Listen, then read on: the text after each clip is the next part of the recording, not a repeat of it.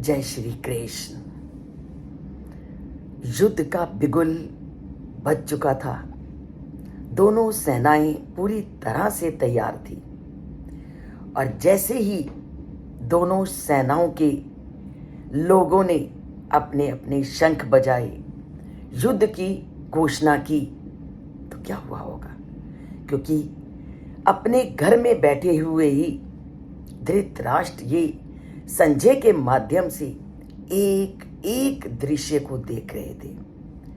और जब इतनी भयंकर शंखों की आवाज हुई, नगाड़ों की आवाज हुई, तुमरों की आवाज हुई, तो उसका प्रभाव जो उस युद्ध को देख रहा है उसके हृदय पे कैसा पड़ा होगा? तो उसके हृदय पे वो प्रभाव कैसा पड़ा, उसका वर्णन श्री कृष्ण ने गीता में संजय के माध्यम से कैसे किया। सा घोषो धृतराष्ट्राणाम हृदयानि व्यधारयत् नभश्च पृथ्वीं च एव तुमलो अभ्यो नु नादयन। जैसे ही युद्ध आरंभ हुआ, शंखों की ध्वनि हुई और उस शंखों ने जिस आवाज को उत्पन्न किया, उस आवाज ने धृतराष्ट्राणाम अर्थात धृतराष्ट्र के पुत्रों को हृदयों विदीर्यन, उनके हृदयों को विदीर्ण कर दिया।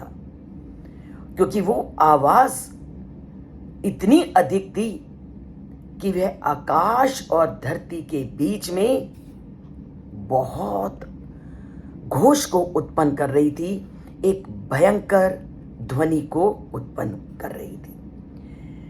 अब यहां समझने की और देखने की सबसे बड़ी बात है कि जब कौरवों ने इस युद्ध को शुरू किया तो क्या पांडव भी डरे थे? जब भीष्म पितामह ने शंख को बजाया और युद्ध का ऐलान किया, तो भीष्म पितामह ने जब युद्ध का ऐलान किया और अपना शंख बजाया, तो क्या पांडवों की सेना के लोगों के हृदय भी विदीर्ण हुए थे? तो जरा सोचो कि क्यों पांडवों की सेना के हृदय विदीर्ण नहीं हुए थे? क्योंकि भीष्म पितामह के शंख की ध्वनि भी बहुत भय को उत्पन्न करने वाली थी। पर पांडवों की सेना के हृदय विदीर्ण हो गए, ऐसा संजय क्यों कह रहे हैं धृतराष्ट्र को? तो ऐसा कहने के पीछे सबसे बड़ा कारण था कि पांडवों के हृदय विदीर्ण नहीं हुए, वो डरे नहीं, क्योंकि उनके साथ भगवान श्री कृष्ण का आश्रय था। वह भगवान श्री कृष्ण की छत्र छाया में थे। जो परम पिता परमात्मा की छत्र छाया में होता है, उसको सामने कितनी भी भयंकर परिस्थिति आ जाए, वो कभी भी उस परिस्थिति से डरता नहीं है। ये है अद्भुत शक्ति जो उस परम पिता परमात्मा की शरण में लग जाता है। पांडवों के पास स्वयं परमात्मा थे, स्वयं भगवान थे, तो उनको ये ध्वनियां प्रभावित नहीं कर सकी। उनको किसी तरह का डर उनकी सेना के अंदर नहीं था, क्योंकि उनकी सुरक्षा करने वाले स्वयं तो परम पिता परमात्मा थे। तो इसलिए जब ये युद्ध का आरंभ हुआ और अनेक प्रकार की भयंकर ध्वनि करने वाले शंख जब बजे, तो उन शंखों की ध्वनि ने भी पांडवों को प्रभावित नहीं किया, क्योंकि उन्हें अपनी सुरक्षा पर पूरा भरोसा था। परमात्मा जिनके साथ हैं, डरने की क्या बात है। दूसरी ओर कौरवों को केवल अपनी शक्ति और सामर्थ्य का भरोसा था और अपने अत्याचारों के अपराध बोध को की जो कसक थी उनके भीतर पराजित होने का भय व्याप्त था। अब देखिए, जो गलत काम नहीं करते उनको किसी बात का डर नहीं है। और क्योंकि पांडवों ने हमेशा सच्चाई का साथ दिया, ना लोभ किया, ना लालच किया, ना जबरदस्ती किसी पर कब्जा किया, तो परमात्मा अपने आप उनका साथ देता है और वो हमेशा निडर रहते हैं। उनका मन किसी प्रकार की चिंता से युक्त नहीं होता।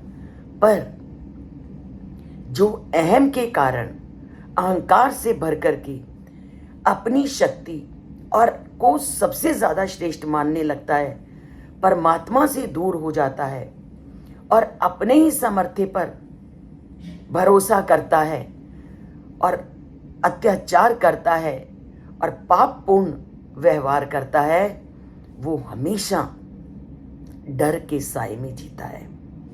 तो इस बात को संजय के माध्यम से श्री कृष्ण लोगों के सामने ये पूरी तरह से स्पष्ट करना चाहते हैं कि जिसने भी बुराई का अपने जीवन में अपनाया, जिसने भी उस परम पिता परमात्मा से अलग होकर के जीवन को चलाया और जिसने अहम के अपना करके और अपनी शक्ति को ही श्रेष्ठ मानने लगा, दोनों की व्यवहारिक स्थिति में कितना अंतर होता है। एक निडर रहता है, एक भय से युक्त हो जाता है। एक संतुष्टि का जीवन व्यतीत करता है तो दूसरा हमेशा असंतुष्ट रहता है। तो संतुष्ट रहना है, असंतुष्ट रहना है, इसके पूरा चित्रण उस परम पिता परमात्मा ने हमारे सामने रख दिया। अब ये हमारे ऊपर है कि हम कैसे जीवन को आए हैं संसार में, तो कैसे जीवन को अपनाएं। तो दोनों रास्ते हमारे सामने हैं, दोनों रास्ते हमारे पास हैं। तो हमने पांडवों की तरह जीवन को चलाना है, जो पूरी जिंदगी सत्य का पालन करते रहे, परमात्मा के साथ जुड़े रहे और लालच से दूर रहे, इच्छाओं को जिन्होंने नियंत्रित किया। और दूसरी तरफ जो पूरी जिंदगी लालच, लोभ, ईर्ष्या से घिरा रहा और मानसिक तनाव से युक्त रहा, उस दुर्योधन की तरह जीवन को चलाना चाहते हैं। तो छोड़ते हैं हम आपको आपके निश्चय पर, जैसा चाहो जीवन को चलाओ। परमात्मा से जुड़ना है तो वो भी तुम्हारे ऊपर है, परमात्मा से अलग होकर जीवन चलाना है तो वो भी हमारे हाथ में है।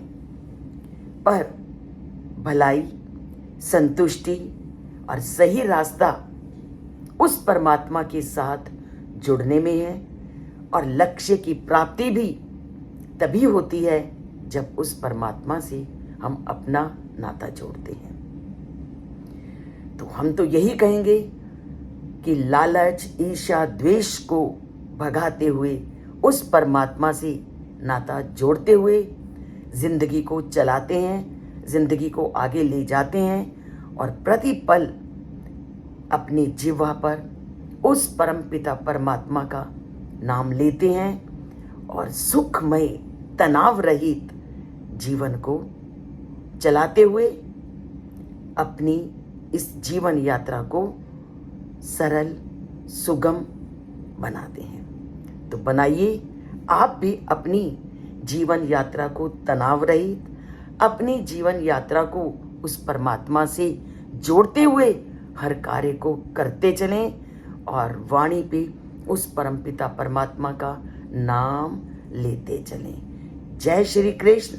अगर चैनल से नहीं जुड़े तो चैनल से जुड़िए और जय श्री कृष्ण बोलकर या लिख करके अपने भावों को प्रकट कीजिए।